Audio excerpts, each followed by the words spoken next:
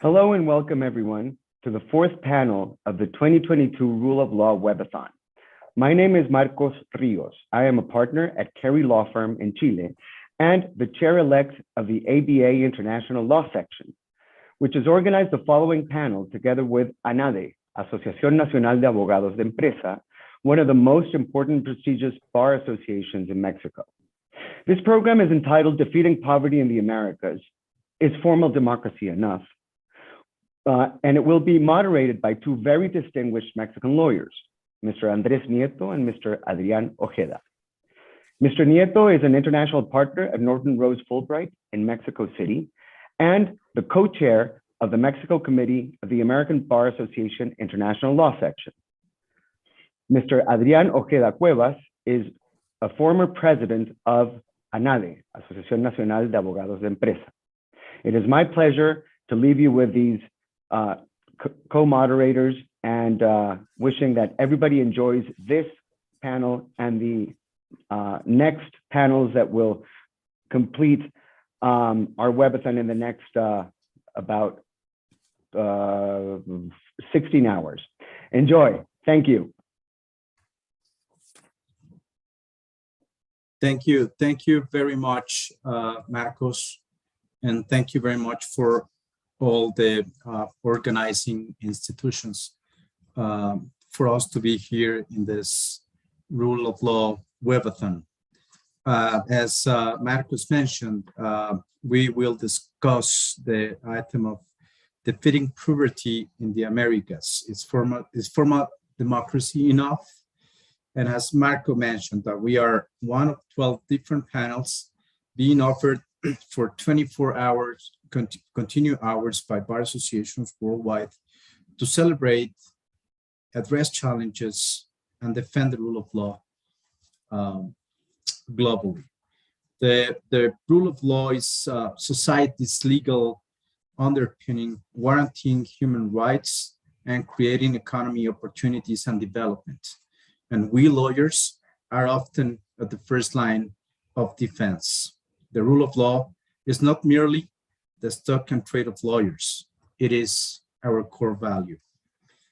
With this, I would like to introduce our panelists. We have had the chance to line up a fantastic group of lawyers that has been in the very front line of defending human rights and writing and fighting in these topics around the world. We have Lelia Moni. She's the executive director and adjunct professor at the Center for Advancement of Rule of Law in the Americas in Georgetown Law. Given her outstanding career in service of promoting the rule of law and women's legal rights, the American Bar Association International Law Section has just selected her to be the recipient of the 2022 Mayor Rasmussen Award for the advancement of women in international law. This award is given to exceptional individuals who achieve professional excellence in international law, encouraging women to practice law internationally, enable women lawyers to attain international law jobs professions, which they're excluded historically, and advance opportunities for women in international law. We also have Andrea Padilla. She is director of the Global Reporting Initiative in Hispanoamerica.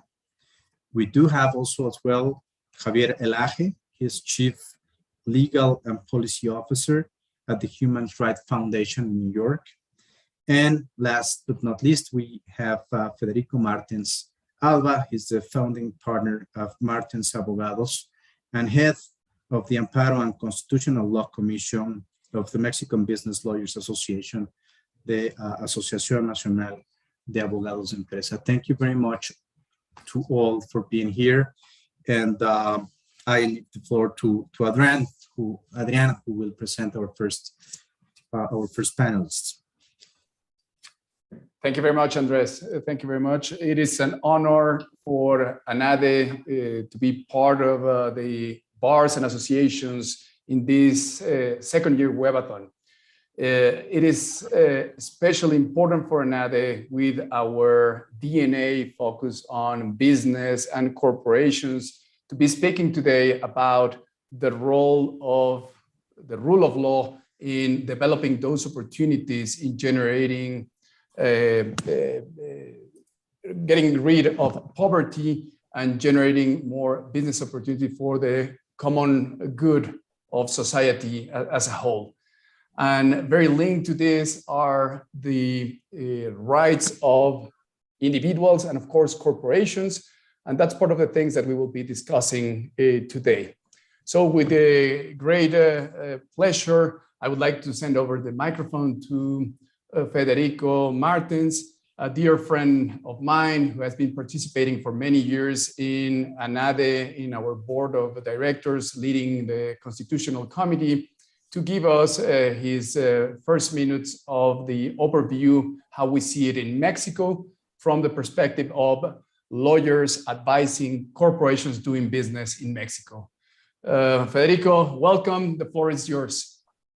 Thank you. Well, first, thank you very much for inviting me. It's a great pleasure to be here with esteemed colleagues to discuss such an important topic. I do believe that lawyers and legal organizations should not only discuss issues of our legal framework, but should be as well actively be involved in discussing ideas on how to improve our societies. I have a few thoughts that I would like to share with you all. First, I would like to express an idea which I did not coin, but I think it's important to bear in mind. And this idea is that talent is universal, but opportunity is not. In the few next minutes, I would like to address the relationship among democracy, strong or weak institutions, and economic development of any given country. So let me begin by saying this. Back in 1900, there was not a single country in the world with a system that guaranteed periodical, fair, and universal elections in which all men and women could vote and elect their representatives and public officers. So our current conception of democracy is more or less a recent idea, considering how many centuries humankind has been around in the world. Having said that, I think we should ask ourselves, how does a strong democracy look like? To be called a democracy, is it enough to have a periodical and fair elections? I really don't think so. A full democracy is found in countries that, yes, guarantee periodical and fair elections, but at the same time that guarantee fully effective rule of law. And the most important feature of rule of law is not that it is based on a very well-drafted legal framework, but that the actual legal framework in place is enforceable and actually enforced. Liberal democracy, constitutional democracy, yeah, it's found in countries where people are actually able to elect their government representatives, but as well in countries that recognize that people are not always right, and therefore restrains the power of majorities. How come? By asserting that certain issues are not at the disposal of political majorities, like for instance, human rights. So that's one of the main paradoxes of democracy. For democracy to succeed, and democracy meaning the power of the people, such power needs to be restricted by a number of restraints. So having said that, at this point in time, 2022, there is a general consensus that democracy is the best type of government, that the people should have the power. The big question here is, how should people use that power to achieve economic and social development? Is democracy enough to achieve economic growth? The clear empirical answer is no. Democracy by itself is not enough. So the question remains, what do we need? What does Latin America need to achieve economic growth, given that most countries in the region do have what we can call a democracy, or at least a formal democracy? Well, the answer, or the research that has looked into this, provides us an answer, and the answer lies in having the right institutions. Great, but what is an institution? According to the Britannica Encyclopedia, an institution in political science is a set of formal rules, including obviously constitution, informal norms, or shared understandings that constrain and prescribe political actors' interactions with one another. Institutions are generated and enforced by both state and non-state actors, such as professional and accreditation bodies. Within institutional frameworks, political actors may have more or less freedom to pursue and develop their individual preferences. So the main issue when speaking about economic development is not that much about who holds the power, the people or an autocrat. It is much more about the institutions in place which canalize such power. Evidence shows that institutions that maximize market freedom and most strongly protect private property rights are the best for economic development. But evidence shows as well that the markets fail, that economic competitors tend to abuse of their power once they have achieved it. So what do we need? Well, again, strong institutions. In the example, you would need a strong antitrust agency. It's curious, but at least in Mexico, the most efficient institutions are those that do not depend on the federal government. Our strongest institutions, and I would like to hear Adrian's opinion, but our strongest institutions are precisely those institutions that have constitutional autonomy.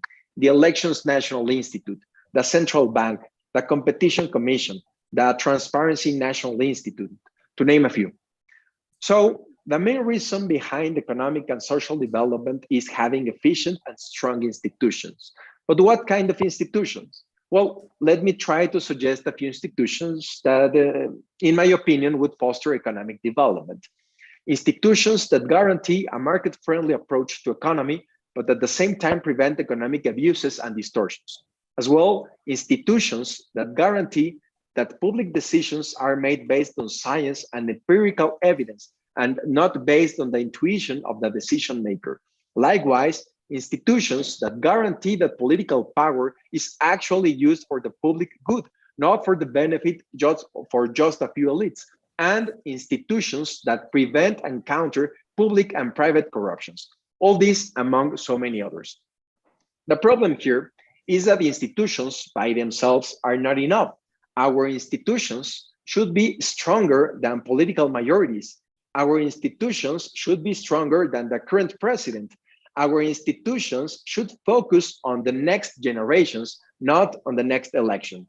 And I think that there lies our biggest challenge as a region. How can we build institutions independent, professional, and strong enough to fare well in the midst of hyper-presidents, in the midst of political pressure, in the midst of populist regimes? Thank you very much. And with these first remarks, I would like to hear my other speakers. Thank you, Adrian. Thank you very much, Federico. Thank you very much.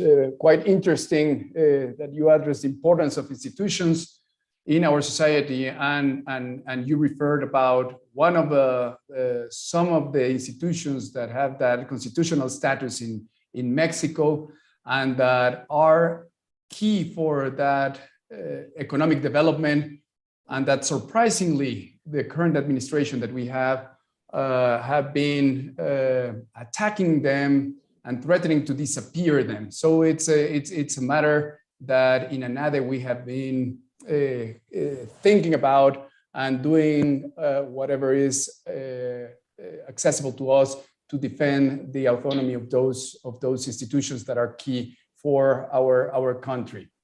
And I love the idea and that final phrase that you use, the institutions should focus on next generations. That's very important and key to when designing the constitutional system of any country. Now we will ask Andrea Pradilla to address other important issues from the private sector contributions to sustainable development, beyond the philanthropy and into the corporate sustainability. So Andrea, welcome very much. Thank you for joining us and for sharing these minutes of your experience. The floor is yours. Thank you, Adrian. Good afternoon. It's a pleasure to be here today. For a second, I want the viewers to think a little bit about the major issues we are facing as societies in Latin America, and I would say worldwide: corruption, climate change, gender equality, human rights. If I were to ask you what's the cause of such problems, perhaps no one would have a single answer. They are what we call wicked problems, problems that are too complex to just have one actor solving them or just one cause creating them. In this context, it's really important that we consider what is the role of the private sector, of companies. Latin America is made out of small and medium enterprises, but it has a good amount of large companies as well. And they're constantly thinking about what is their contribution to sustainable development. At the same time, companies are now thinking what is the impact of sustainable development or the lack of it in private business activity. If you had asked Milton Friedman, he would have said the social responsibility of business is to increase its profits. If you were to ask yourselves that question today, I hope that more things come to mind.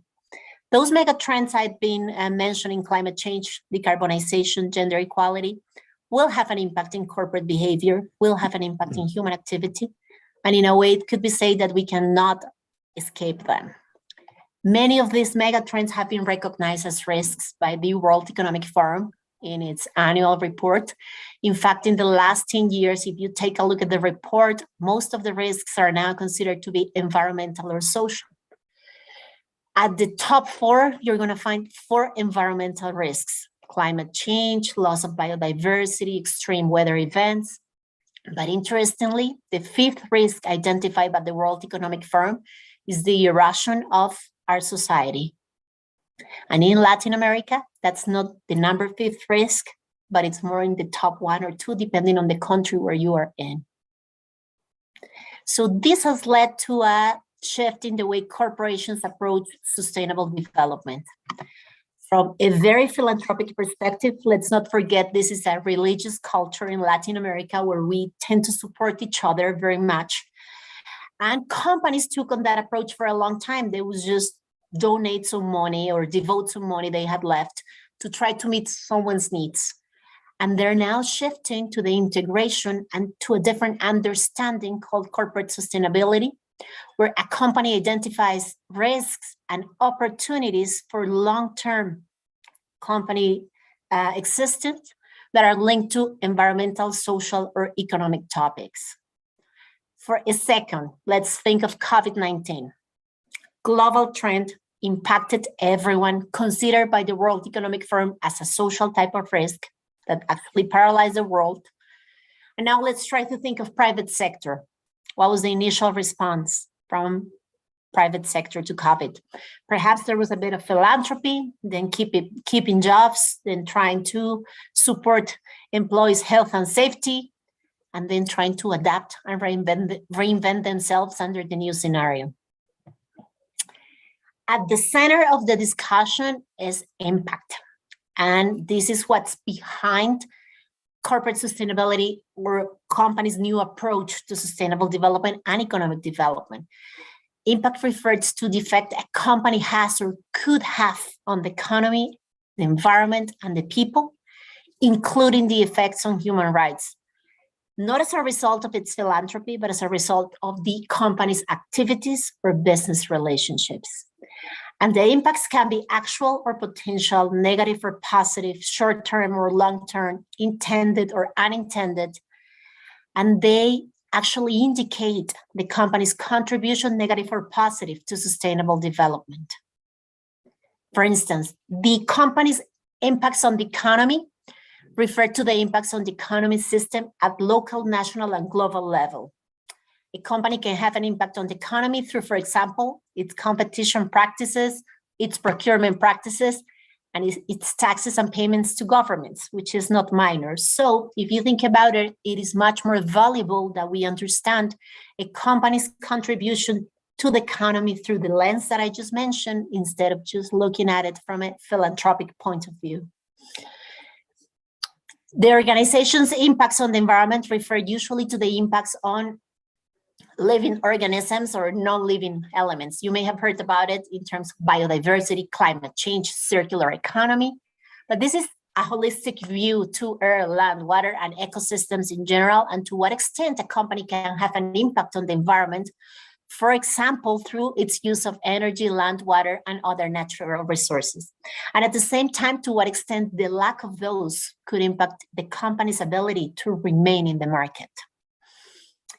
And last but not least, the organization's impacts on people refer to the impacts on individuals and groups, such as communities, vulnerable groups, or society. And this, of course, refers to human rights.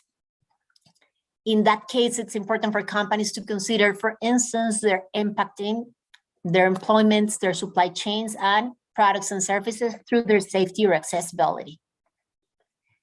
This discussion has been compiled around what's known as the Sustainable Development Goals, known as the SDG, the global goals, which are a set of 17 goals that were adopted as the global agenda at the UN back in 2015. And the first of the goals is to end poverty. But the agenda recognizes that SDG number 1, and poverty cannot be achieved in isolation, but it requires a holistic view of environmental, economic, income inequality, and rule of law related issues. So business cannot thrive in a world of poverty. I like to say that you cannot say that you're a successful business if the society you're in is failing. Businesses cannot thrive in a world that's unequal, or at least not in the long run, and where there is unrest and environmental stress. So it's become nowadays vital for companies to be able to achieve and to contribute to these 17 sustainable development goals. And in order to do that, they do so by recognizing standards and principles on human rights, labor, environment, and anti-corruption. And in this specific case, the SDGs were actually a Latin American creation, which many people don't know about, but up until the moment they were adopted, the global development agendas had been very much from the north to the south. And the SDGs represent a recognition that we all live in just one planet, at least for now, and that it doesn't matter what country you're in, development, including economic development, it's everyone's priority, and we share the same building, just one planet. SDGs were actually a Latin American creation that became adopted by the entire world, and it's now the global agenda, the global common language, which is not a minor thing in a world where it's so complex to agree on things.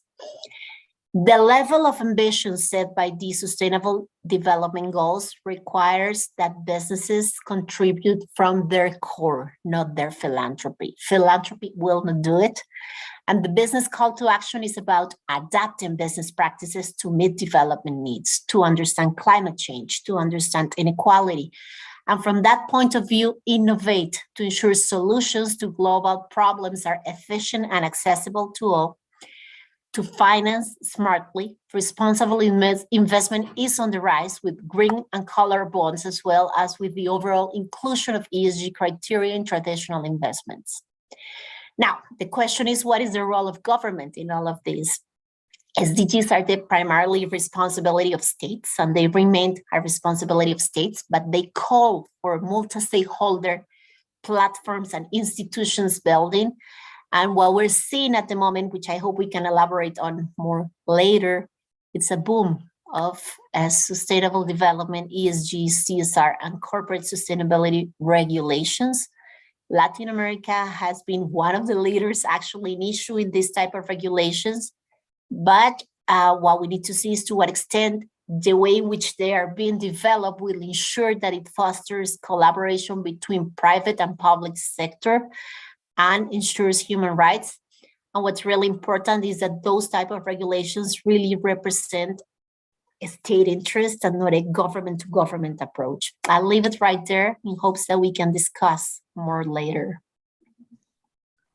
Thank you very much, Andrea. Thank you very much. Another seconds, those trends that you have that you have mentioned today, and as a Mexican Bar Association, we participate actively with entrepreneurs, especially young students, sharing and trying to guide them when starting a business as part of the pro bono work that we as a bar, as an association, we do. And when our speakers share with those entrepreneurs, those young students, all these trends and ideas, we can see very clearly that their faces start to change. You see it and you feel it in the audience. And sometimes they verbalize their frustration and their question how to do all that in addition to paying taxes, social security, and deal with the regulatory burden that it's growing and growing in Mexico. What would be a piece of advice for those young entrepreneurs that are setting up their business, their companies, how to manage and comply with all these trends that, I agree with you, are essential for our planet, for our society, but we also have to face that most of the times they require an investment in terms of time and money. So for those young entrepreneurs, what would be your piece of advice, how to balance all these and start and do business at the same time? Adriana, I love that question. I think usually for leaders, not only for young entrepreneurs, because I've come across the same question even from CEOs from M&Es in the world, like, what do I do? There are so many. Wouldn't it just be better to wait until it's mandatory? That's one of the things I've been asked. And I always say it has a lot to do with our flexibility and our ability to think of those trends as major opportunities. There is a new trend called unusual businesses. You have the usual businesses, the companies you and I know, perhaps the majority of your clients, right? Companies that were established under perhaps an older paradigm, that they contribute with employment, they contribute with taxes. I mean, they're very important to the economy, but they are the ones leading the transformation to sustainable development. They know they have to if they want to remain in business.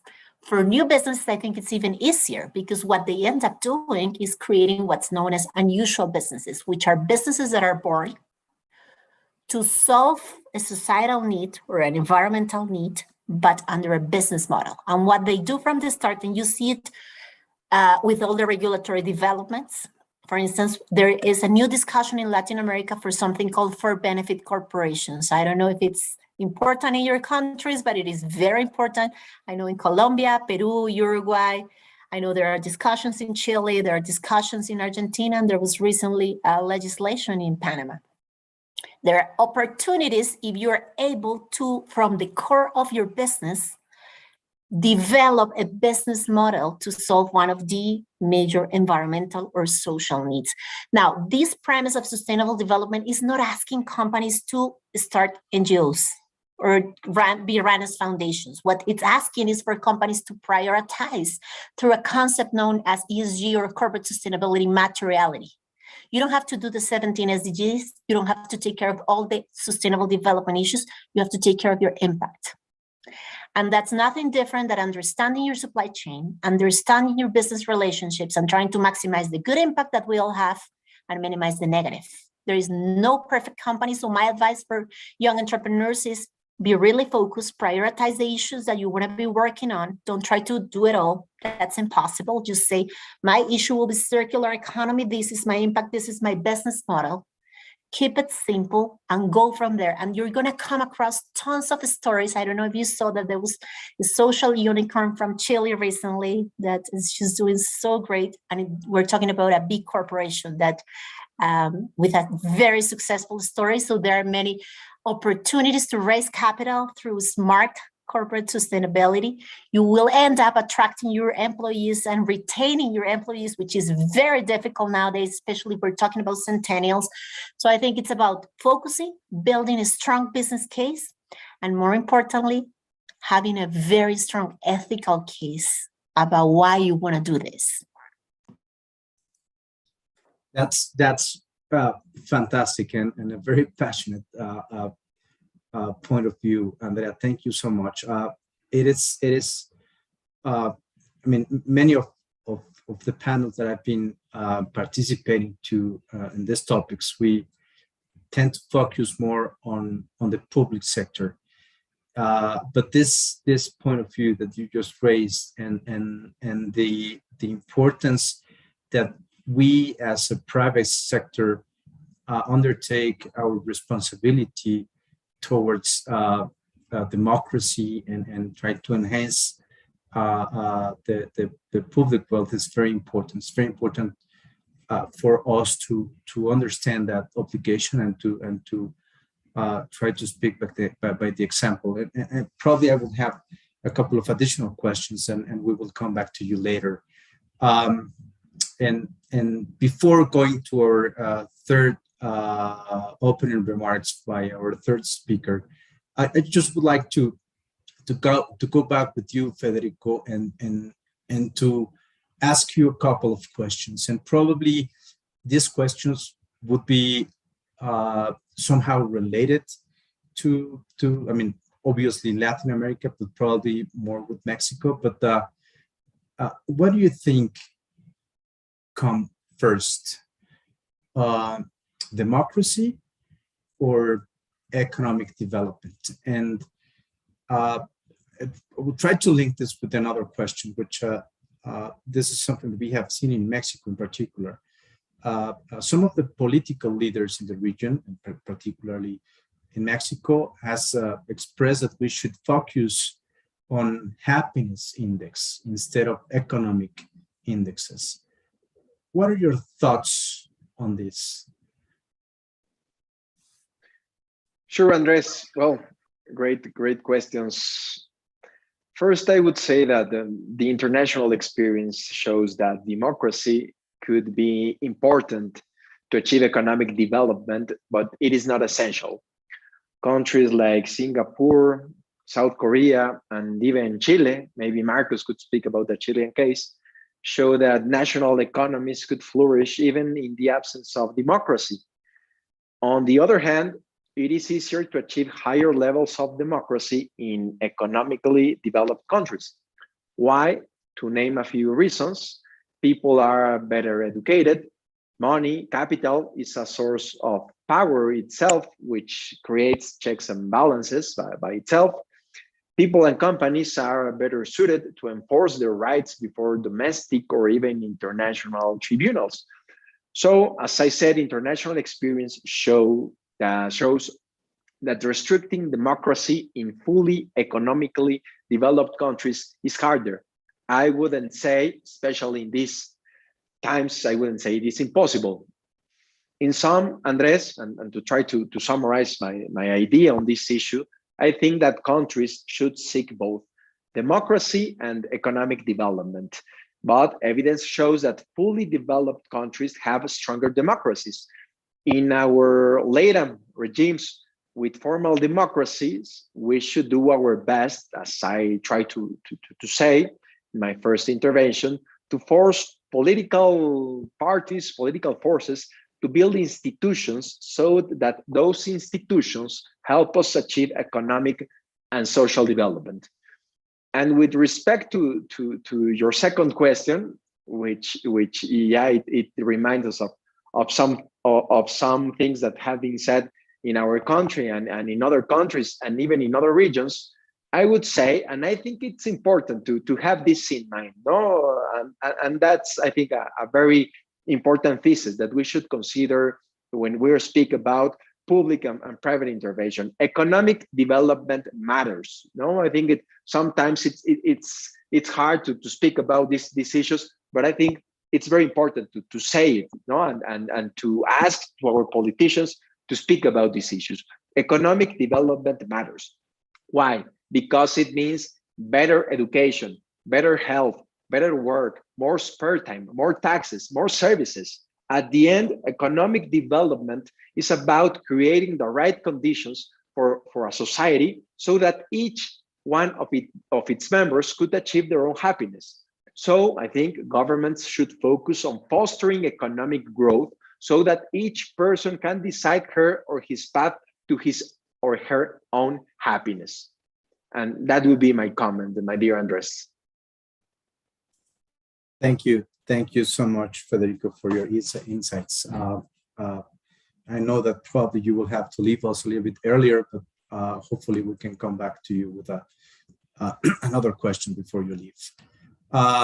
Next, we will go to our third initial remarks, and just for the benefit of the audience, we discuss is just to go by each of our four fantastic panelists to do these opening remarks, and then we will open to have a more fluid discussion, in which each of the panelists could jump in and respond a couple of additional questions that probably Adrian and I may have, and also we will try to open the floor for questions from the audience as well. Javier, we will turn now to you. I've been having the pleasure to knowing you for many, many years. You've been fantastic and a great voice from New York, but in all what has been happening in Latin America in the Human Rights Foundation. When we were preparing this and we were like jumping and having these brainstorm ideas, there was an issue that was discussed by all of us, which is very, very important, has to do particularly with the issues that we are discussing, which is the corruption, right? We have seen in the region a lot of authoritarianism and corruption in our societies, and we know, we consider that these have a direct impact in the rule of law and has contributed to the poverty in the region. But what would be your remarks about this? Thank you so much, Andres, and everyone, every distinguished person sharing this panel today.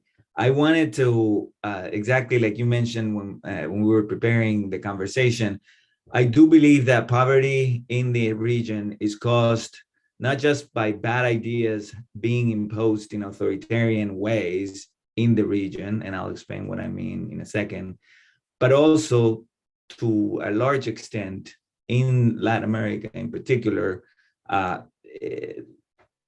poverty is to a good extent, and the lack of rule of law is to a good extent caused by corruption. And this goes beyond the fact of, beyond the question on whether the government governs in an authoritarian way or is democratic and people, public officials are elected in free and fair elections. And let me try to explain both things by first stating that both obviously authoritarianism and corruption are denials of the notion of rule of law, are the negation of the existence of a rule of law. One, because people that want to exercise their political freedom are denied this right through authoritarianism, through dictatorships, essentially, when they are in place. And the second one, when the government, through corruption, certain government officials gets to pick winners and losers, then the power of the market to actually, lead to social mobility and all these promises that come with the free market are more often denied. And so I'll start by first, on a good note, on the side of authoritarianism. Latin America today is among the regions of what used to be called the third world, now it's called the developing world. It's among the regions that has the less authoritarianism going on today. So that's good news. And this is a map. It's a little outdated, but who doesn't have information outdated after the world stopped for 2 years, huh? So this is back when we were doing a lot of conferences, and so. But the map remains very similar. Cuba being a totalitarian regime of Soviet style almost that remains in place in the Caribbean. Nicaragua and Venezuela that have followed suit on the side of authoritarianism with Cuba. The three of them are very poor countries, particularly Cuba and Venezuela are among the poorest in the region. I mean, Venezuela is in such a disastrous economic condition that 5 million people have been estimated to have, 6 million, I believe it is, have been estimated to have left the country since 2014, particularly when the regime established price controls. The situation in countries like Bolivia, Nicaragua, El Salvador, and Honduras, which are countries that we consider to be competitive authoritarian regimes, not fully authoritarian, they're not dictatorships, but they are governed by political parties that use their power in order to imprison political opponents, to persecute them, to go after them, and they use institutions for that. So they fall under the category of competitive authoritarian regime, which we use. And then the remaining countries in the region are democracies. But by that, if you look at that map, Cuba and Venezuela are among the poorest country in the countries in the region, and you can see that by how economic development also correlates to that. Nicaragua, again, El Salvador. Nicaragua, it's not as in dire condition as Cuba and Venezuela, but it's pretty poor. And then El Salvador, Bolivia, and Honduras are also not the poorest countries. So you don't see a correlation there among with authoritarianism and poverty. But you do see that again, as I mentioned, in Cuba and Venezuela, and to the extent that the authoritarian regime in Cuba particularly inspires, politically at least, the regimes in Nicaragua and in Bolivia, you could argue that there is a direct link there, or at least a correlation. And this is a time where the majority of the dictatorships of the 80s in Latin America are not in place anymore, and they used to be right-wing, and some of them are arguably the cause of also good economic policies, like the dictatorship in Chile that coincided with opening of the market in the region. So this is a different time, and that's why I mentioned that particular link between dictatorship and poverty. And then, very importantly, on the side of authoritarianism, on the side of corruption. So after having made that kind of introduction on authoritarianism and poverty, on the side of corruption, I want to posit a thesis on what I think is a positive development based on recent actions in Latin America that might shake this until now considered equilibrium of a lot of corruption going on that preventing economic development in the region. And so this idea comes from one of the authors in this book, edited by Fukuyama and a few years back, and it's a brilliant book. It tries to explain the development gap. So why Latin America essentially is so much poorer than the US, if these are societies that are more or less date from the same time. Definitely the city I was born in Bolivia it was founded in 1561, and that's almost 100 years before New York was founded, for example, just to give you an idea. And that's true for a lot of cities in the US compared to Latin America. We were independent, a little bit after the US, the majority of us. But there is a question, why is this the case? And so this book tries to answer this question. And one of the authors, Professor James Robinson, posits what he believes that what causes this underdevelopment is corruption. It's an equilibrium that involves corruption, authoritarianism, etc. So let me try to just read this part, and I have it on your screens and you can look at it. He says, the relative poverty of Latin America is a result of the persistence of an entrenched institutional arrangement that, originating in the extractive needs and authoritarian practices of Spanish and Portuguese colonists, has tended to reproduce the following characteristics. And I think this is very important: insecure property rights, absence of the rule of law, a non-level playing field, a lack of constraints on the exercise of political power, which goes to the issue of authoritarianism, and the concentration of that power into the hands of a relatively small subset of the population. So he explains that this is kind of, he thinks is historic reasons, but also institutional reasons that led to this entrenched practice. He argues that Chile is one of the few countries that have achieved to escape this equilibrium, and he explains it by way of of pointing to specific historic issues in Chile having to do with land reform in the 60s, in the 70s, that were followed by free market reforms in the 80s. And this led to this kind of happy scenario. That being said, Chile has gone through turmoil over the past few years, and this is after this book was written, and this professor came with this theory. But I think that given the situation in the rest of Latin America, I think it is a very interesting theory. So this article I wrote for the Fordham Journal of Corporate and Financial Law talks about shaking the Latin American equilibrium, and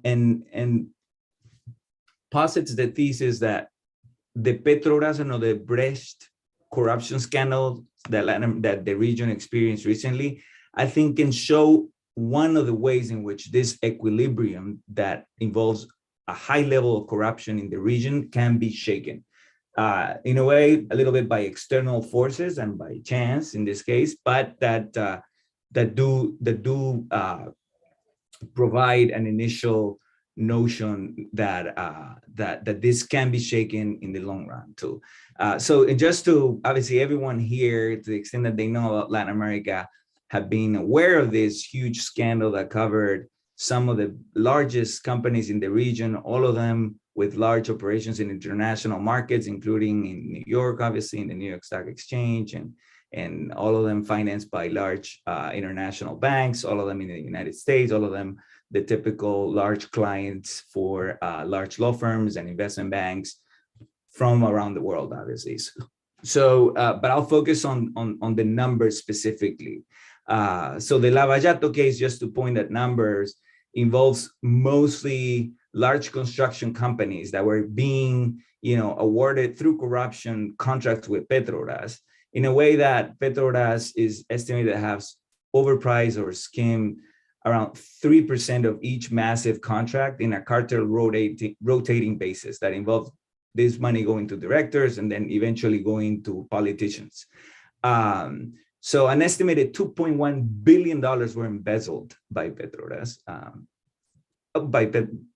Petrobras, that was the top of the scheme, but it went down to politicians mostly, and that's how actually the Brazilian public prosecutors got to it, right? And then, and this was a time, and this is very important, an important, anecdote. This was a time where Petrobras, under Dutch-based ESG rating firm, Petrobras was considered the the most ethical oil and gas company in the world by way of their environmental, social, and governance ratings. So this is a structure that can be going on, unfortunately, as was the case with Petrobras, even below or underlying rosy numbers on ESG, rosy numbers on corporate social responsibility, because these are large companies that can throw cash at a lot of projects, social projects, etc. So these things, at least in the case of Petrobras and others, what's going on, right? Like, so this is the Petrobras scandal. So one important development that did not happen, let's say, when companies in Latin America weren't as linked to the US and in US institutions and FCPA regulations and all sorts of, and the threat of plaintiff-driven litigation in the US. So now, obviously, when this happened with Petrobras, when this scandal was uncovered through the work of the Brazilian public prosecutors, along with the New York-based public prosecutors, what happened was that the shares, the ADSs, were the equivalent of the stock that had been issued by Petrobras in New York and the New York Stock Exchange, it fell by 78%, right? So they plummeted. The shares of Petrobras essentially plummeted when the world realized that there was such corruption going on.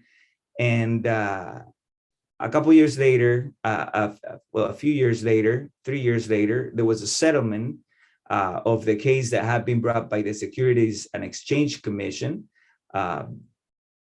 Sorry, no, this is not the Securities and Exchange Commission. This is the plaintiff-driven litigation. So these are all the shareholders, essentially a company, a law firm representing all the shareholders that had lost value in their shares, suing Petrobras. And so that case settled for $2.95 billion. It was the largest class action settlement in a decade, and one of the 5 largest settlement ever obtained in a class action securities class action litigation in the US. So this was huge, right? Like not just for the Latin American market, it was huge for the US, for the institutional system in the US. This massive level of corruption from such a massive Latin American company, obviously partly publicly owned company. And that had a huge impact, I think, socially and definitely institutionally in the US. In addition to this, there was a settlement between Petrobras and the SEC and the DOJ. On the SEC side, the settlement was for $933 million that they had to pay. Yes, and obviously the legal theory there was that Petrobras had misled investors by overstating their value in $2.5 billion. Similarly, with the DOJ settlement led to $853 million in penalties. So these are huge settlements, even for US standards. Like in a large investigation of a large financial institution wrongdoing, maybe you get this kind of fines, but for a large public company, it's unheard of. And obviously that's why it was a record-breaking, it was record-breaking numbers generally. But that's not where it ends. That's where it gets interesting. Once Petrobras is fined this heavily and found to be doing all these things, Odebrecht has to acknowledge that it itself had paid 2.5 billion in fines, and that's so they had paid so much in bribes that they were the DOJ and this SEC reach a settlement. This was a judge ordered Odebrecht to pay 2.6 billion in fines, with about 93 million of those going to the US, 2.39 billion of those going to Brazil, and 116 million going to Switzerland. So this is the settlement of Odebrecht with the DOJ. So what this settlement leads to, and this is where it gets very political and it gets really, front page news for years and years to come, is that this settlement involves a 75-page document with stipulations by Odebrecht, where they recognize to have paid approximately $788 million in bribes for over 100 public infrastructure projects in the region. And these involved 10 countries: Argentina, Brazil, Colombia, Dominican Republic, Ecuador, Guatemala, Mexico, Panama, Peru, and Venezuela. This is right-wing governments, left-wing governments, authoritarian governments, democratic governments. This is everyone. This is everyone lining their pockets with a huge corruption scheme. So it's so huge that folks like former President Toledo, who's a good friend of the Human Rights Foundation, actually spoke at one of our keynote dinners because he played a huge role in the promotion of the Inter-American Democratic Charter. So a person beloved by our organization. He ended up being among the list of folks that were accused of having, schemed. In his case, I think it was around $7 million that were found or something deposited in his mom's account in Switzerland. It was very, very, very bizarre to see how, even democratic governments so involved in this. And then obviously, very infamously, I think last year, a couple of years ago, Alan Garcia, former president of Peru, committed suicide when the police were zeroing in on him on this very case. And the case, unfortunately, continues to it's a gift that keeps on giving, or I don't know if unfortunate or fortunately, but it shows the level of corruption. So the good thing is that, so the thesis that I have is that this particular case has the potential, in the case of Brazil, and before I close with that, but I wanted to say this is not news. Like, this may be news for the US legal system, and even for Latin America's formal,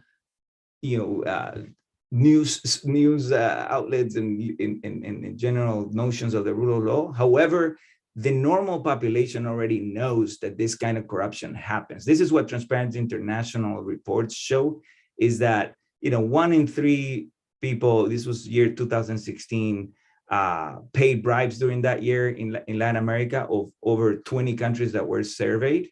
So this is around 90 million people, paying bribes in a single year. Then more than 53% of the people thought that their governments were not really trying to address corruption. This is because they see politicians get into government and becoming richer and richer, obviously. So they don't think anything is getting fixed. They see themselves that a good chance for them to get a job is to get a job in the government and be involved in corruption. So this that the U.S. legal system discovered is something that the regular folk in Latin America kind of knows that goes on, or suspects heavily that goes on. So much so that there is so many popular culture references to corruption in Latin America. In Brazil, particularly, I cite in this paper a very well-known pagode song by Bezerra da Silva, that says like, "Tem ladrão que não acaba mais, tem ladrão que não acaba mais. Você vê ladrão quando olha para frente, você vê ladrão quando olha para trás." And this is a very common folk song in Latin America, in Brazil in this case, that what happened to be the country where this happened, that shows that within popular culture is well known that in Latin America particularly, there is too much corruption going on. So I argue, and this Robinson did not say this, but based on his theory, I argue that this was a positive development, that the fact that the Latin American markets are getting more interconnected with the global markets, and that financing comes increasingly from New York-based banks and US-based banks. And so this allows for the reach of the FCPA and just general securities regulations, which involve both the SEC being able to investigate you and fine you, as well as private law firms through plaintiff-driven litigation to bring you to court on a securities class action lawsuit. That securities fraud class action lawsuit, those developments have proven to be positive for transparency in Latin America, because at least thanks to all of that, we found out in Latin America the extent of corruption by these large companies. So I think, and I want to close with that this type of forum that I'm presuming at being attended primarily by important market players, either on the corporate side or on the financial advisory side, investment banks, large law firms, etc. I think all of these players have a potential very good role to play in continuing this conversation between US, I think, based regulatory institutions that are aimed at curbing corruption particularly, and that by doing that, and by increasing this exchange, institutional collaboration between the US institutions and Latin American countries and their companies, their financing structures, by deepening these ties, I think there is a high potential that corruption is going to tend to be curbed, because this entrenched equilibrium of corruption, lack of property rights, lack of rule of law, abuses of political power, this entrenched situation hopefully gets a little shaken. It's impossible that this is gonna happen when it's normal in a region that by being a politician you can have the same amount of wealth than any person that creates a very successful company. And that is unfortunately something that has proven true in Latin America for many centuries now. And hopefully this equilibrium gets shaken by cases such as the Odebrecht and the Petrobras cases.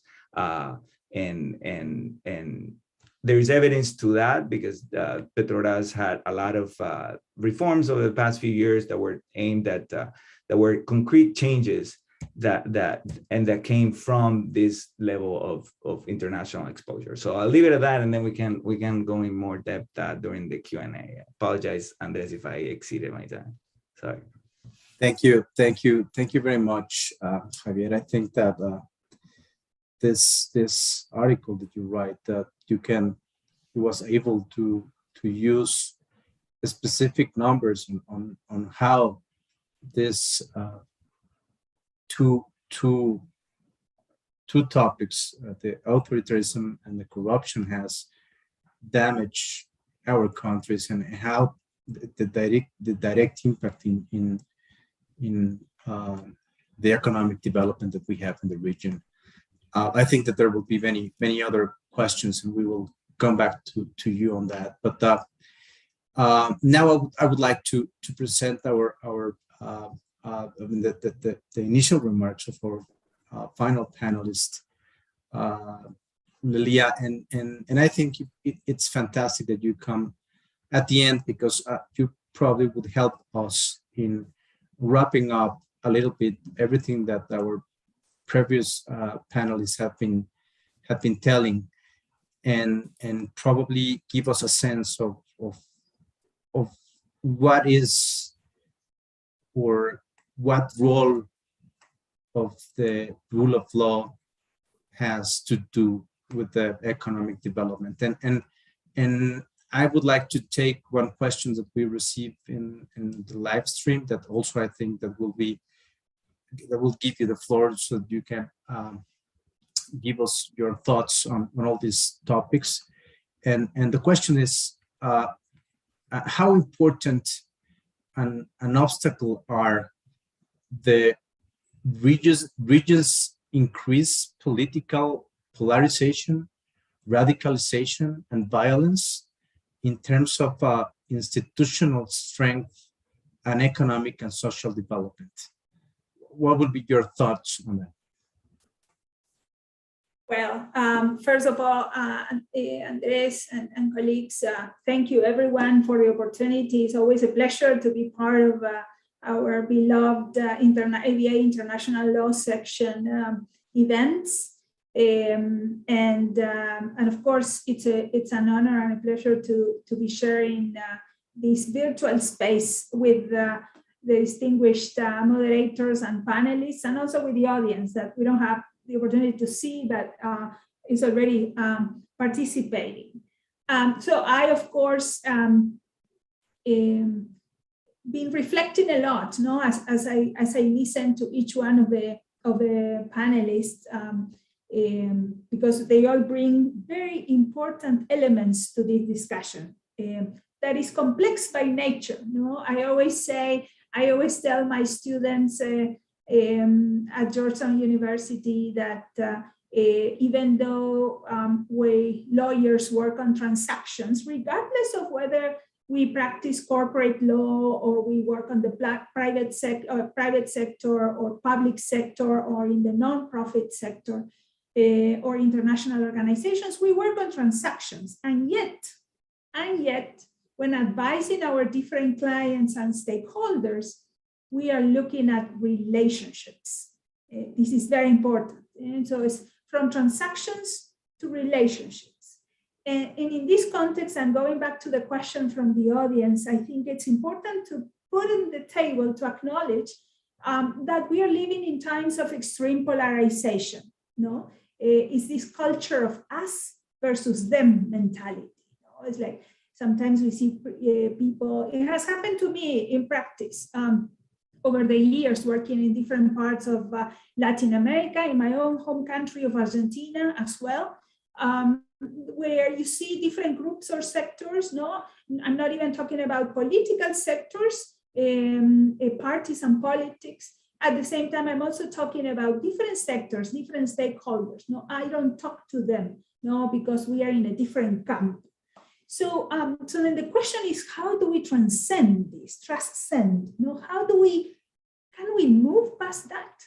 In times where, for the past 2 years, we've been challenged by a global pandemic, no, that is shaking us as societies, as global societies, as a region, at the national and local levels, no? And where we can see now more than ever, we already knew this, but social inequality, social exclusion, lack of governance and accountability are on the table. No, again, these existed before. Now we cannot ignore them. No? So then my question is, okay, so what is the role of the state? No? As Andrea was saying, what is the role of civil society? What is the role of the private sector in creating conditions, no? For sort of coming up with a framework that will help us, again, transcend these challenges that we confront today. So we talk about the rule of law. Of course, we lawyers love the concept of the rule of law. No, it's ingrained, it's part of our DNA. And it's a very attractive, sexy concept. No? I'm going to be a bit challenging here, very powerful. And of course, it's associated with good governance, accountability, democracy, the respect for human rights. You know, what we say is like the more substantive elements, and also the more procedural elements, no? Of how do we realize rights. And this applies to when we are advising our clients, no? The different groups we work with in society, again, regardless of our roles. In times of high polarization, again, going back to the question, I think it's also, the trends are showing us, no? That in times of high polarization, also being hit by a global pandemic, it's quite remarkable to see the interest and in strengthening the rule of law, one could argue. No? There is a lot of consensus around this, but we all mean different things when we talk about the rule of law. This is also very important to acknowledge. We are lawyers, so we have different arguments, different theories, and how we go about implementing them. No? So throughout the conversation this afternoon, I'm hearing the institutional aspect of the rule of law, no? The importance of strengthening institutions. It's very, very important, of course it is. And then the question is, where are we also looking at rights and also the possibility of realization of these rights when it comes to the good functioning of these institutions. You know? So these are two elements very important. So again, I go back to this, how do we create a sort of a space, a safe space where there is no limitation on the civil, political, constitutional liberties, no civil and political liberties, and also how do we leave space for agreeing to disagree, no, without joining camps and considering ourselves us versus them, you know? Because in order to govern, no, what is central for the discussion on governance and governability is that you really need to have some kind of agreement in society, no? That we are somehow, regardless of our differences, we're going to be able to work together to move forward, no, for our nations, for our countries, for our region. So those are the ideal elements, no? But they are really challenging us to understand how do we move forward. This is very interesting.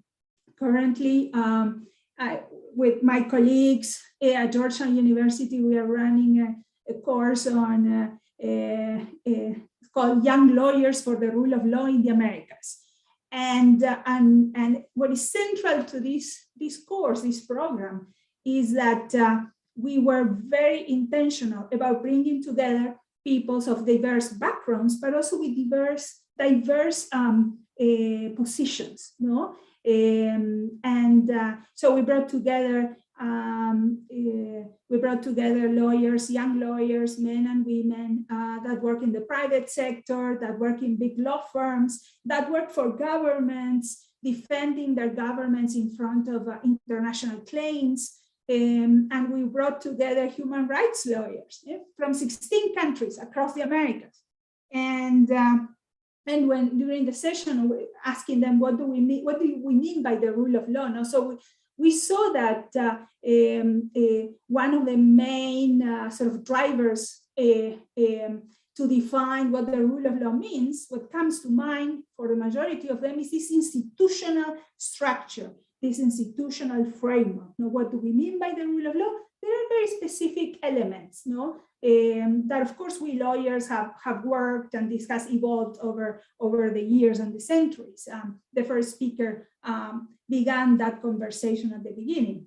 At the same time, what I found very interesting was that we all found it very interesting was that the concept that was more interesting or helpful or needed, leaving aside the institutional sort of elements of how do we define the rule of law, division of powers, checks and balances. We all have our own definitions, and that resonated very well with them. At the same time, a larger number of the participants were looking more at sort of what is called the intrinsic value of the rule of law. So what are the conditions that are needed to be in place for society to flourish, for society to be able to invest in local capacities, and integrating, of course, individual agency with the opportunity of creating opportunities. Again, I think our first speaker spoke about talent is universal, but opportunity is not. And these are very important elements. These are not esoteric elements, because when society doesn't need, or segments or groups in society don't feel that their elected representatives are paying attention to their demands, of course, they may be more willing to look for some leaders who are able to promise things and deliver them more rapidly with a bit of a shortcut, shortcutting the public institutions and the institutional frameworks. So these are very important elements because they go directly to a discussion on, what type of public policy do we need as a country, as a nation, as a region, to fight corruption, to see how do we create opportunities for those that are socially excluded, how do we try to come up with frameworks that will help us overcome poverty, and create different opportunities for that. I think it's very interesting also. I think it was our first speaker that spoke about the happiness index. Of course, it's very important, happiness index, and I've seen it before. And then I think it's also important to bring into this conversation the trust barometer. If you've heard about the Edelman Trust Barometer. And what's interesting about the Edelman Trust Barometer is that they have a long history of working on these issues. But the Trust Barometer was able to identify that the global pandemic did put trust to the test. And it has declined almost close to a 20% since right at the beginning of the pandemic to today, the trust in institutions. And this is not only public institutions, this is also the private sector and other groups in society. And this is also both in developed and developing countries. So this is telling us something very important, for lawyers. Again, we work on transactions, we advise clients. What are the strategies and the tactics we need to include as part of the conversations, either as part of professional associations or when in government, to really integrate a new framework of understanding in this discussion. And here, I hope I'm not overextending my minutes, moderators, but I think this is important also to mention.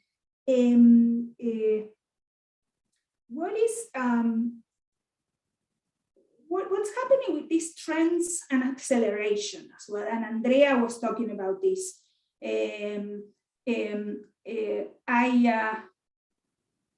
We've had these trends for the past 20 years, one could say, about the role of the private sector in society, the relationship between business and society. And this is a very interesting example for me because I've seen and I've worked in different initiatives where you were looking at philanthropy, and then there was another trend that began speaking about corporate citizenship.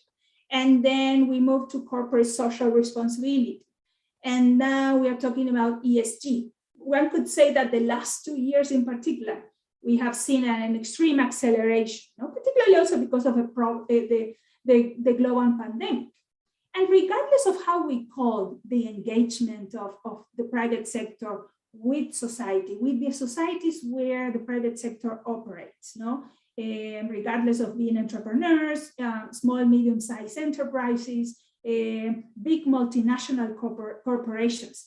One thing that is not a trend, I can tell you what it is: society's expectations.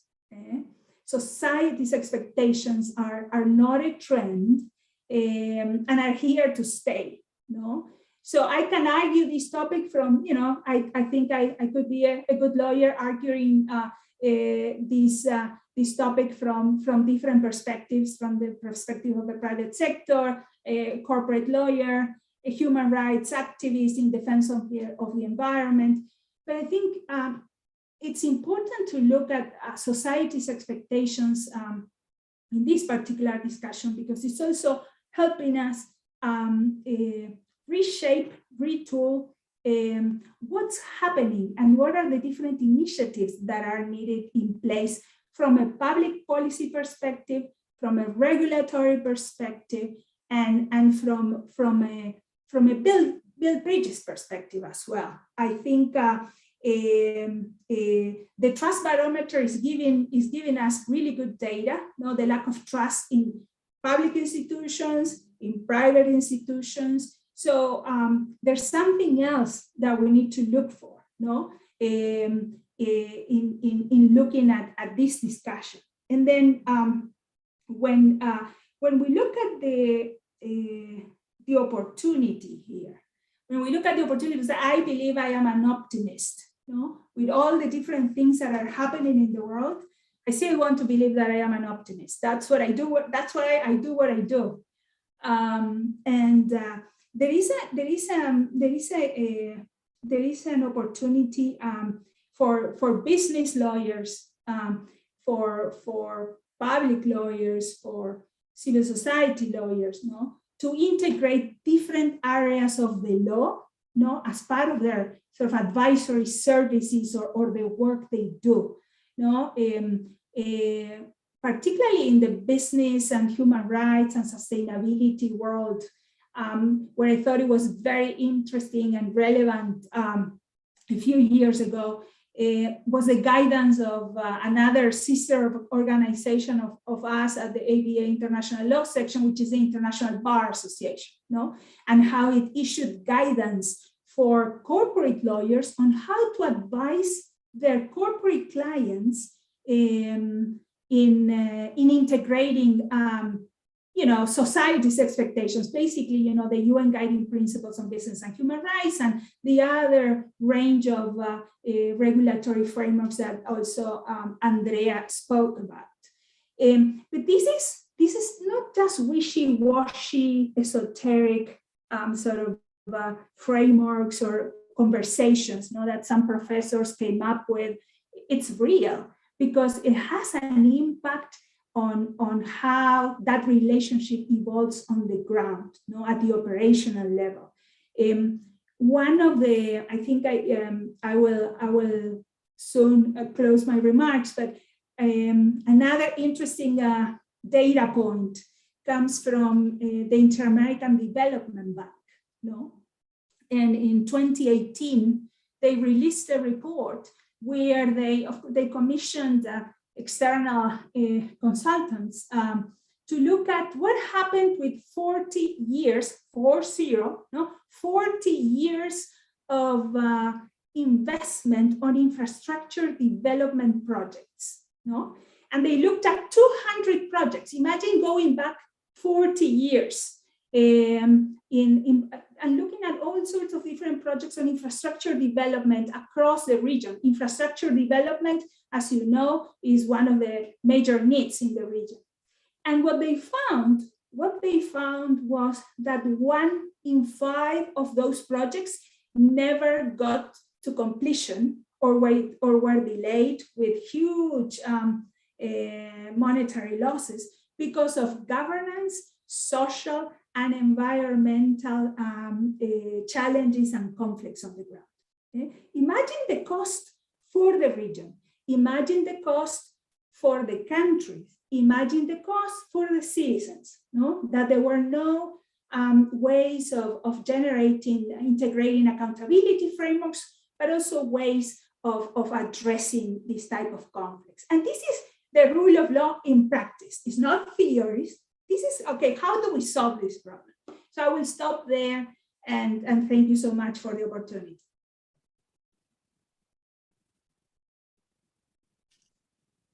Lelia, thank you very much. Thank you very much. You have shared with us very deep thoughts, philosophical ideas. I must confess, I am also an optimist as you are, but sometimes my natural optimism is shaken. And in this post-pandemic area, if we can call it that way, I'm struggling because I was hoping that humankind, society would change after the pandemic. And honestly, I do not see it yet, at least. Did I understand correctly when you were explaining the trust test that during this pandemic time, the trust in institutions reduced during the pandemic? Is that what you were able to monitor and to realize? Yes. Yes. So the trust barometer, I actually recommend everyone to take a look at it. Is edelman.com. It has by in 2019, between 2019 and 2020, it was already low, the trust of societies in institutions in general, no? But 2 years later, it has declined. I think it's even a 20% deeper decline in institutions. So that's actually very important. It's a very important data point, no? To see, okay, how do we, what is the public policy? What do we really need to think or reimagine, no? Very practical, no implications. We are a minister of economy of a country, or minister of social development, no? What do you do? How do you go about this? No? How do you train the next generation of lawyers to be agents of change in society? Understanding that this is what we have. No, this is what we have. So how do we rebuild this? Yes, and being institutions as important as Federico was mentioning in his participation, his thoughts at the beginning, institutions are an essential part for the rule of law.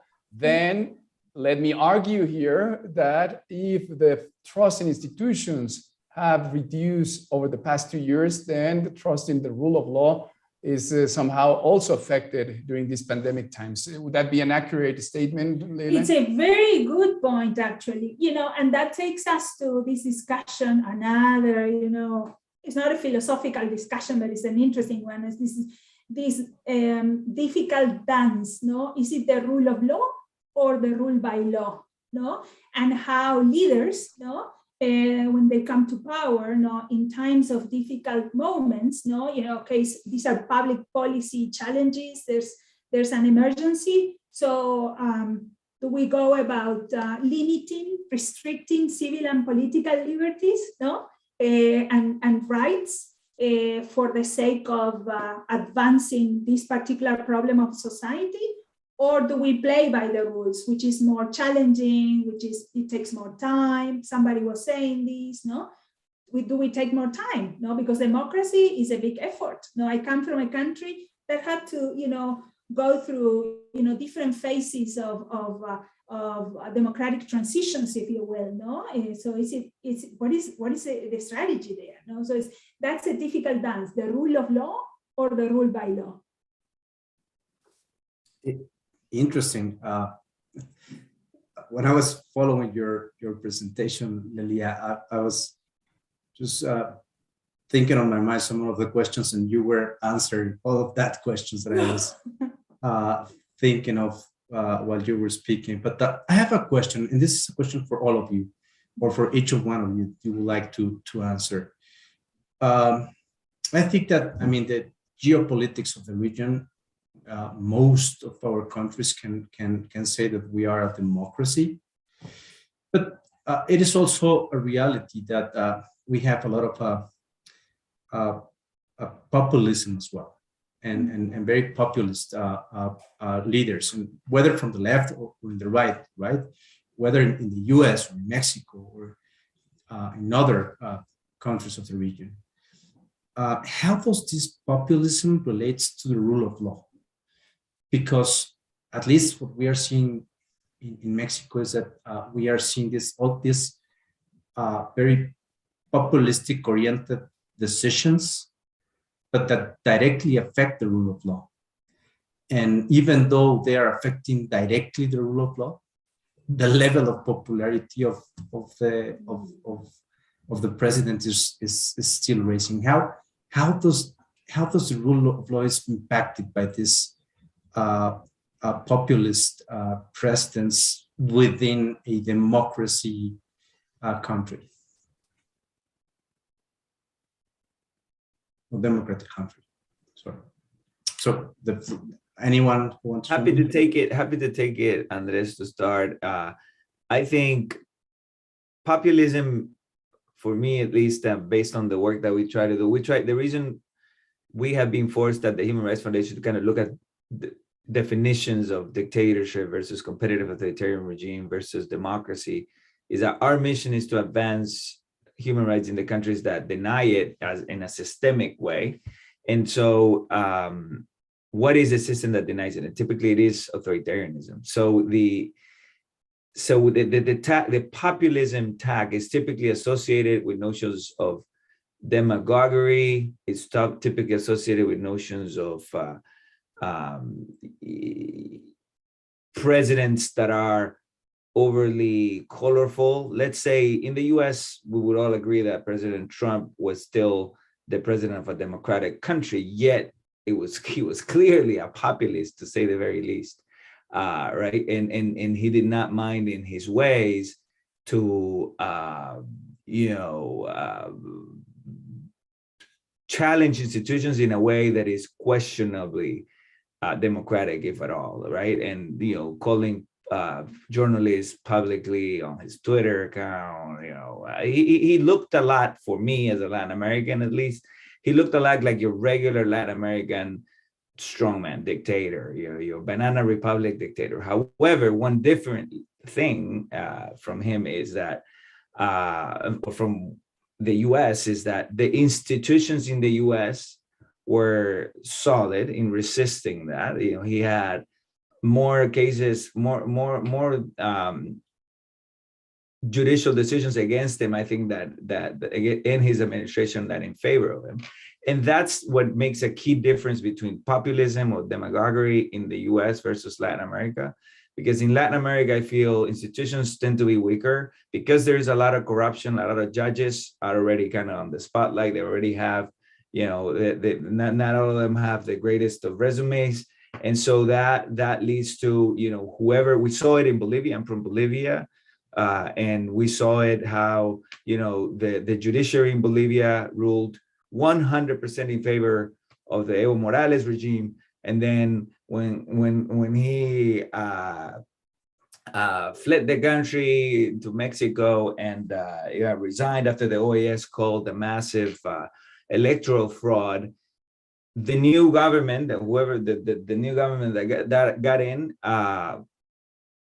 the judiciary immediately started ruling in favor of the new government, which was saying like complete opposite things from the prior government. So the judiciaries in Latin America tend to be like that. So if they have someone like Trump or like AMLO or like someone that will do this kind of thing and act in an authoritarian way, that can quickly trickle into actual institutional behavior, where all of the government apparatus, all of its corruption, all of its abuses, all of its whatever the way it works, will start doing whatever the new president acts. So it is very closely related. I think it's a matter of grace. Like there's a black, totalitarian dictatorship, and then free and fair democracy with very solid institutions, with a decent president, etc. So that's kind of a gray line. I don't think all populist governments are authoritarians, but they are very close to being governing an authoritarian country. So that's how I see that relationship. And thank you, Javier. Let me deviate a little bit from that, because we can talk for hours about that, and sadly the reality that we live in Mexico. But I would like to go back to the metrics and to the test that we were talking with Leila, and then in this time, Andrea, the question is for you. Because Leila was sharing with us the perception of society towards institutions, but there are also now new metrics for corporate sustainability to drive the assessment of companies' performance. And we see that financial performance alone is not enough now to understand and to assess an enterprise, the value. So we have these new metrics. Companies are looking into those metrics. And how do we, Latin American lawyers, come into this measure of the value of the company? How do we, how can we assist our corporate clients into this process? Thank you, Adrian. I'm going to try to bring many elements together. The way we have assessed the success of companies is through their financial results. That's been the only way we know. But even that was not always mandatory. Financial reporting only became mandatory after the 1929 crash of the market in the US, when the regulators said, we should have known. There should have been a level of transparency that should have allowed us to know this was coming. And that's how financial reporting became mandatory. And the moment it starts becoming mandatory is the moment where the lawyers come in. And in our culture, at least in Latin America, I explain this to my colleagues worldwide all the time. And it's that in Latin America, we are very much a continent of lawyers, right? Even if it's when you're fighting the police officer or you're calling the utility company, this is very much a legalistic culture.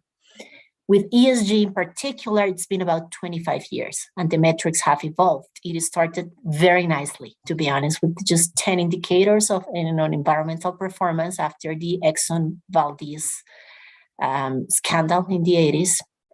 And it took, I think, the turn of CSR and philanthropy and just feel nice and post nice pictures of what you were doing around Christmas. And I think the thinking started to evolve as both business administrators and lawyers started to pay attention to this.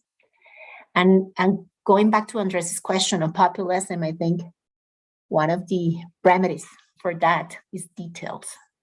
When you take a populist with details on what is it that you're proposing, and let's take the fantastic solution that you have, the simplistic solution to poverty, development, corruption. Let's go through the details together. And let's throw in the metrics there, because it's really easy for either populists to make assessments on private behavior, right? All companies are bad. All companies in this sector are bad. Some of them have misbehaved without doubt, but some of them are behaving very well. And they should be credited for that as well. So that's when I think reporting comes into place. We've been working for 25 years in developing and improving those metrics. And those metrics have at the core the discussion on impact. A company should report on material impacts. And when I say material, that's a business for all of the lawyers that are listening. What's considered material for your clients?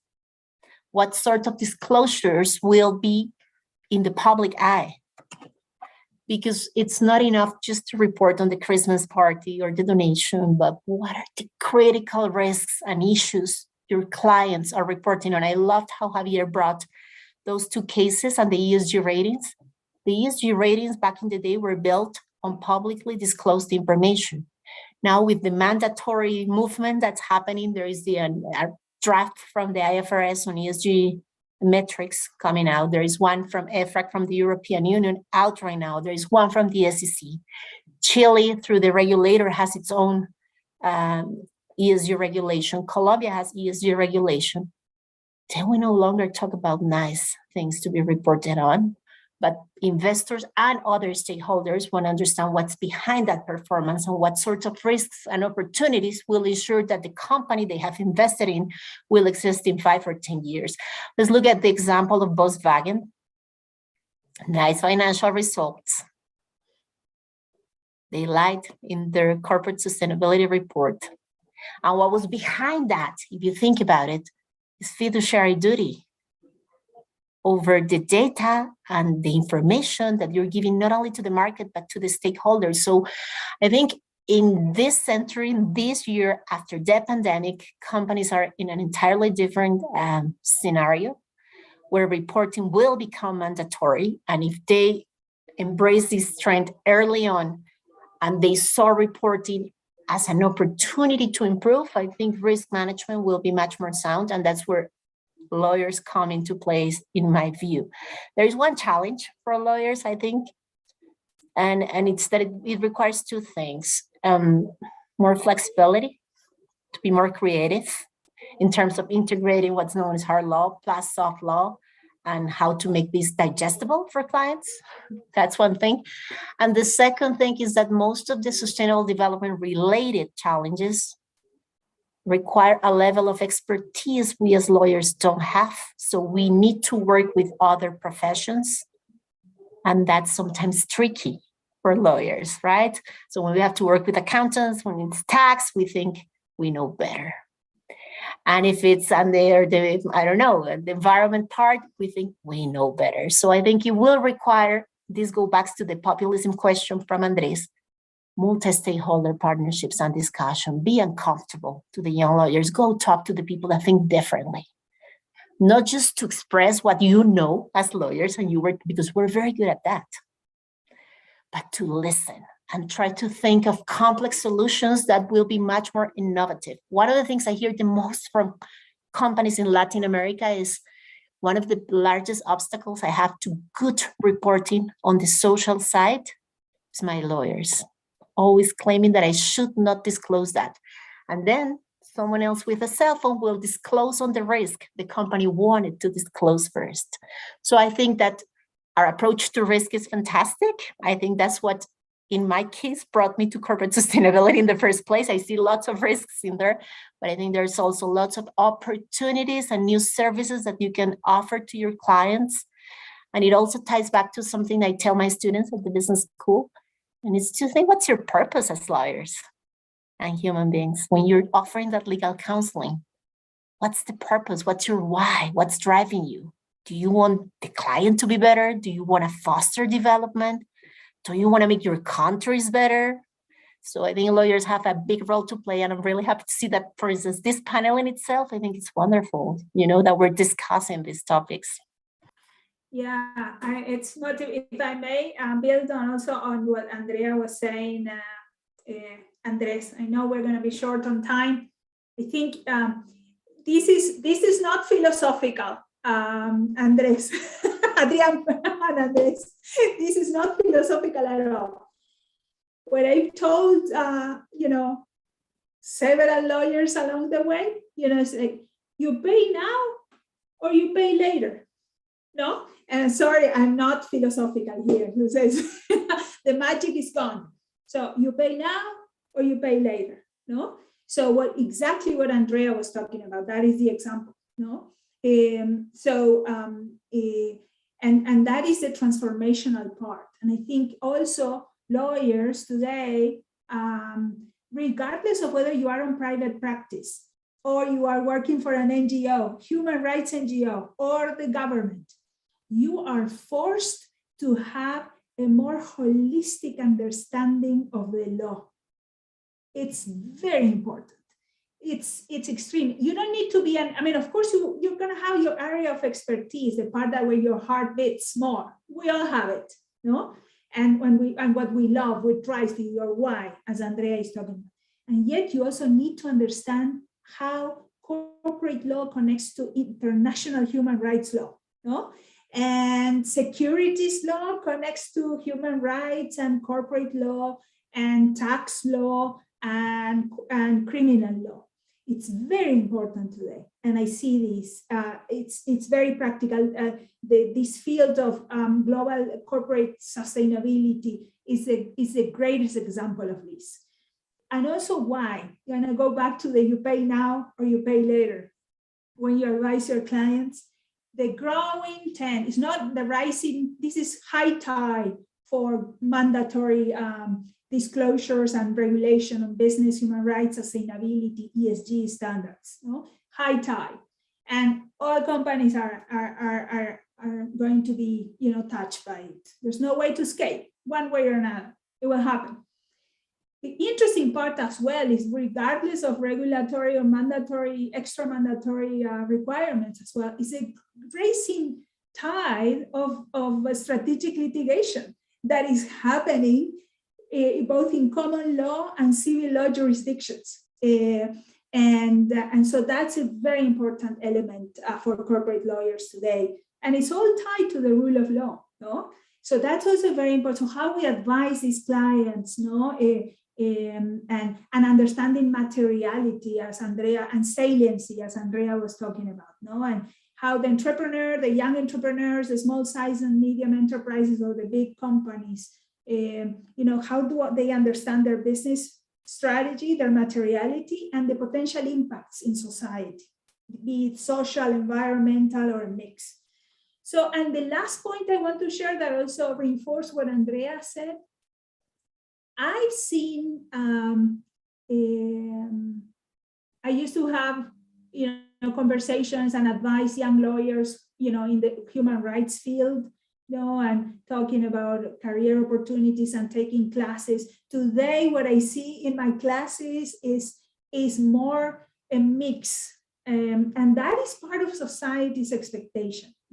Younger generations are concerned about intergenerational equity and intragenerational equity. So I'm seeing lots of MBAs, young corporate lawyers or human rights lawyers or students that are going on those different tracks, and they are having these connections of the law in their mindsets because they know what's at stake. So that gives us a great opportunity as we invest in the next generations. Thank you so much. I'll stop there.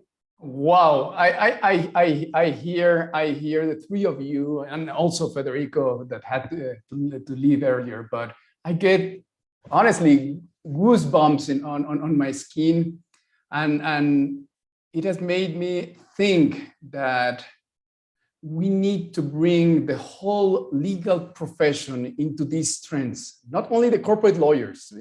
In another, we have learned that from in-house lawyers that are working all the time together with us. But those are, okay, in-house lawyers are immersed in these trends and culture from the company. And those business attorneys that provide legal counsel for companies and corporate lawyers, we are somehow closer. But my statement after hearing all of you is that we need to bring all lawyers, litigators, criminal lawyers, labor lawyers into these trends if we actually want to make a change supported by the legal profession and using the rule of law as that axis for strengthening the institutions that we so desperately require all over the world and especially in Latin America. It's been a fantastic journey since we start preparing for the panel. the exchange of ideas that we had these past few days and the outcome of the conversation that we have had. We are very fortunate to have you all on this discussion. I think that we are approaching to the end, and that we have to give to the audience a few minutes to refresh them before starting the new panel. But is there any other final remark that any of you would like to share with us? Adelante, Andrea. Yes, I was just going to end by saying that you should not trust this panel because we all tend to forget, right? Tomorrow we'll go back to business. One of the things I identified at the end during the pandemic of why people didn't change behavior is because raising awareness is not enough. You have to design a system, and that's where the rule of law comes into place, to ensure that when we are aware of the new things, we actually do something about it. So my invitation would be not to trust this panel, but to actually continue your, let's call it, awareness journey by adding more topics to the agenda and really seeing this just as a starting point and not as an end point. Same on my end. I want to second what Andrea mentioned. Wanted to thank everybody and also to consider me and the organization I am fortunate to work for, the Human Rights Foundation, as a resource and to implementing projects, to partnering in projects with large law firms, with other actors in the private sector in Latin America or in the US that render services to Latin America, and that interaction. Because as I presented today, I think that combination and that exchange between the US and Latin American markets is something that can be very positive, I think, in shaking some of the bad practices that have gone on in Latin America for a long time. Thank you.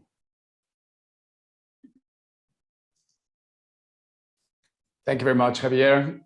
Well, if there are no further remarks, Leila, from you, I just want to thank, first of all, the three of you and Federico for this amazing job you have done today, sharing your philosophical and non-philosophical thoughts with us. Thank you very much. It has been a great pleasure. Andres, thank you. Thank you very much. You did a great job putting together and producing this webinar that we had today. So without further ado, I would just like to thank all of you for joining us for this panel. This is an additional panel of this unprecedented 24-hour webathon that was organized by several bars and legal associations around the world and around the clock for the rule of law. This webathon does not stop here. At the top of the hour, we will go live again and join the American Bar Association, ILS, for a panel discussion of the rule of law, threats from radicalization and extremism. So please join us in a few minutes. Thank you very much. It has been a great pleasure. See you soon. Thank you very much, Andres and Adriana and everyone, and Cristina. Thank you. Thank you so much. Bye. It was great. Thank you.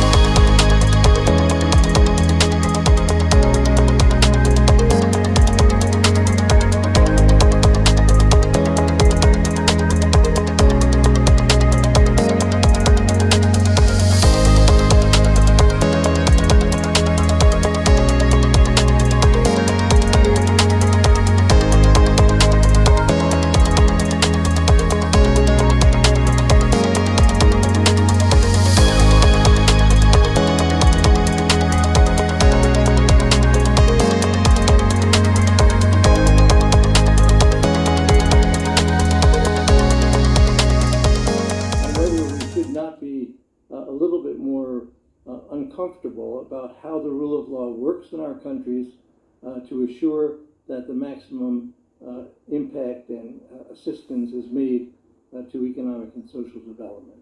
We hope and trust that you will all participate. The 12 panels during the day will be very well thought out and carefully prepared, and we look forward to your participation. Thank you very much.